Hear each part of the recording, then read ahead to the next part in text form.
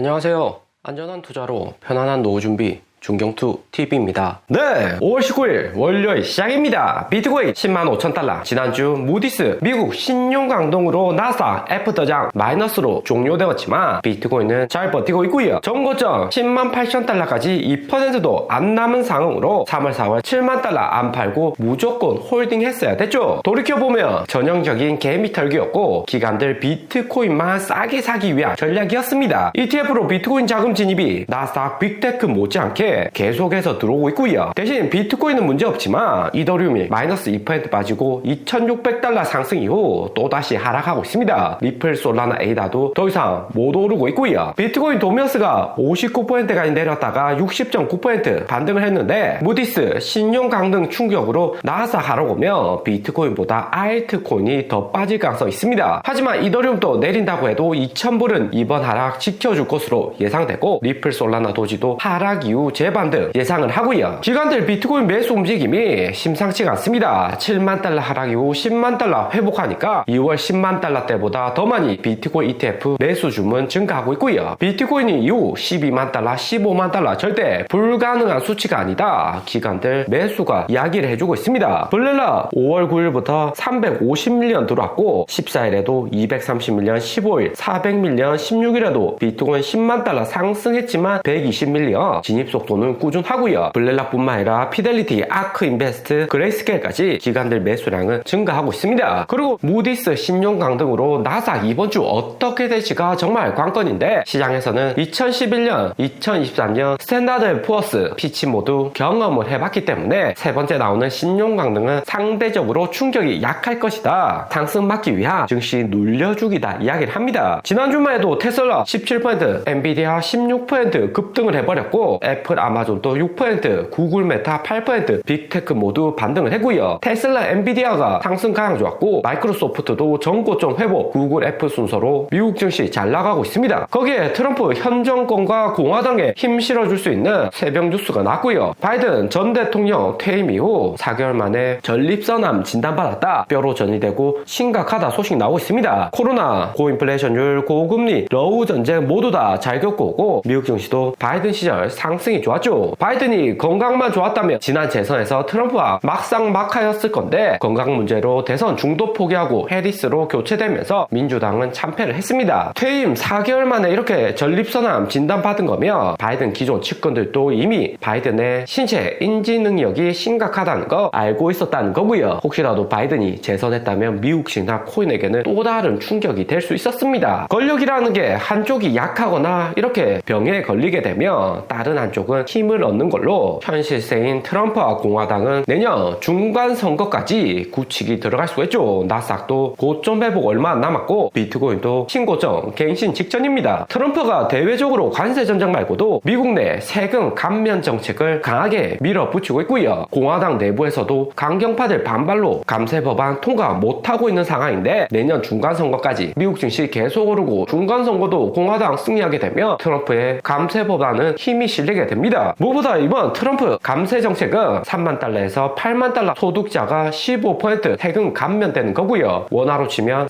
4,400만원에서 1억 1천만원 구간으로 대다수 미국 중산층들이 해당이 됩니다. 세금이 15% 줄어들면 그만큼 물가나 인플레이션율 상승은 영향을 미치겠지만 보유 자금이 많아진 걸로 코인이나 미국 증시 투자할 수 있는 자금은 늘어나는 거고요. 특히나 알트코인에 긍정적일 수 있는 트럼프의 감세 법안이다 볼 수가 있죠. 그리고 나스닥은 전고점까지 플러스 3% 겨우 남겨두고 있습니다. 트럼프 4월 폭락에 지금 사야 될 때다 트위터 이야기한 적도 있었는데 5월 중동 순방에서 300조 넘게 투자받고 대중관세 30% 미국에 유리하게 합의를 했죠. 거기에 러우 전쟁도 휴전 협상 들어가고 지난주 1,000명 포로 교환 최종적으로 합의를 했습니다. 트럼프가 잘 하고는 있는데 나스닥이 현재 구간에서 전고점 넘기고 즉시 폭등하는 것보다 강한 미국 증시 파워를 생각해서 트럼프는 한 번 더 시장 눌리 올려주고 대외 관계에서 미국이 높은 우위를 가져가려고 조정 줄 가능성이 높습니다. 2018년에도 나스닥이 고점 돌파이고 또다시 조정 오면서 6개월은 박스권 만들었고요. 바이든 대통령이었다면 꿈도 못 꿀 중국의 150% 관세 강하게 밀어붙였다가 30% 미국에 유리하게 받아냈고 트럼프가 임기 초반부터 강단 있게 글로벌 리드를 잘하고 있습니다. 지난주 스위스 미중 관세 협상에서도 중국은 145% 관세 부담이 컸는지 공안 부장까지 이례적으로 출장 보내면서 미국 합의에 적극적인 모습이었고요. 중국도 내수 경기가 안 좋아서 금리 낮춰도 부동산 여전히 구매를 안 합니다. 청년 실업률 20% 넘어가고 35세 희망퇴직 퇴출이 급증을 하고 있죠. 그리고 트럼프 코인 5월 22일 이벤트 앞두고 있는데 트럼프 코인 쌍봉 이후 또다시 내려가고 있습니다. 트럼프 코인으로 2천만 달러 이상의 수익을 봤다 알려져 있는데 미국에서는 트럼프 직접적으로 조사할 것이다 착수했다고 하고요. 트럼프가 이렇게 코인 시장 키워주는 것은 개인의 이득도 있지만 미국 채권 가격 유지시키려는 이유도 있습니다. 미국이 아무리 달러 찍어내고 해외 채권을 많이 발행한다 해도 일본, 영국, 중국 포함해서 채권을 계속해서 사주고 있고요. 미국과 군사 경제적으로 친밀할수록 미국 채권 많이 사주는 거고 코인 시장에 미국 채권 구매 비중도 늘어나고 있습니다. 테더 서클 대표적인 USDT, USDC 스테이블 코인인데 70%는 미국 채권을 보유하고 있고요. 채권 비중이 사상 최대 1283억으로 한국이 보유한 미국 채권 1258억보다 넘어섰습니다. 코인 시장 영향력이 갈수록 커진다는 거고 이렇게 되면 트럼프가 펌핑하는 오피셜 트럼프 이외에도 알트코인이나 비트코인 가격 유지에서 미국 정부 트럼프가 힘쓸 가능성이 높은 거죠. 알트코인이나 코인 시장이 잘 움직인다면 결국엔 스테이블 코인으로도 자금이 몰리는 거고 스테이블 코인 회사들이 미국 채권을 구매해주는 구조입니다. 글로벌 미국 채권 보유 현황 보면 1위가 일본으로 1조 1천억 들고 있고 2위가 영국 7천억, 중국 7,600억, 케만제도, 캐나다, 룩셈부르크, 벨기에 순서입니다. 미국 채권을 많이 들고 있다는 것은 그만큼 미국에 영향력을 많이 주는 거고 혹시라도 채권 대량 팔아버리면 채권 가격 폭락에 이미 글로벌 최대 수치 미국의 부채 현황도 부정적으로 만들어지는 거죠. 이런 메커니즘을 트럼프 정확하게 알고 있습니다. 그리고 로버트 기요사키 부자 아빠 가난한 아빠 저자는 금은 비트코인 가치는 계속 상승할 것이다. 비트코인 올해 25만 달러까지도 오를 수 있다 이야기를 합니다. 무엇보다 마르크스주의 중앙은행 시스템 붕괴가 되고 있어서 달러 가치 갈수록 낮아지고 비트코인 금은 실물 자산이 가치를 제대로 보존할 수 있다고 하고요. 로버트 기요사키 부자 아빠 가난한 아빠 책 집필하고 주요 내용이 임대료 나오는 건물을 사라는 거였습니다. 아파트나 상가 모두 다 가능했는데 기요사키 말 듣고 미국뿐만 아니라 한국에서도 건물 아파트 샀으면 최소 3배 이상은 벌어줘. 거기에 임대료는 플러스 이자로 가져올 수가 있었습니다. 그리고 비트코인 앞으로 어떻게 움직일지 보면 작년 1월 ETF 상장 전에 비트코인 차트와는 확연히 달라졌고요. 앞으로 비트코인 차트는 나스닥 상장된 금골드 ETF와 비슷하게 움직일 가능성이 상당히 높습니다. 나스닥 금 ETF도 2008년 마이너스 30% 폭락은 했지만 빠르게 V자 반등했고 본격적으로 전고점 돌파 쭉쭉 상승을 했습니다. 대신에 한방에 전고점 돌파한 건 아니고 4개월에서 5개월 정도 고점 횡보를 지속하다가 반등을 했고요. 2019년 30% 반등 이후 피보나치 0.5 구간 618까지는 내려갔다가 또다시 반등을 했습니다. 비트코인이 기관들 지속 매수하기 때문에 7만 달러로 내려가기 힘든 거고 10만 달러 아래만 내려가도 모아가도 문제가 없다. 금골드 ETF 보여주고 있고요. 그리고 해외 언론에서 리플이 비트코인에 큰 타격 예상된다. 데드크로스 나오고 있다. 경고를 하고 있습니다. 리플을 비트코인으로 나눈 수치를 보면 23일선과 200일선 데드크로스 임박을 했고요. 비트코인 가격 유지되는 것에 비해서 리플 가격 하락이 크다는 거죠. 업비트 원화 차트에서 봐도 핵심 라인인 120선 비트코인하고 같이 돌파한 듯 하다가 또다시 120선 맞고 내려오고 있습니다. 무엇보다 연준의 고금리와 리플의 새로운 호재 빠르게 안 나오기 때문에 리플 가격이 주춤한 거고요. 여기에 무디스 신용평가로 나스닥 조정 시작되면 리플 가격 또다시 내려갈 가능성이 높아지죠. 하지만 리플도 완전히 500원, 1000원까지 떨어지기보다는 박스권 만들면서 단타 칠 수 있는 구간으로 짧게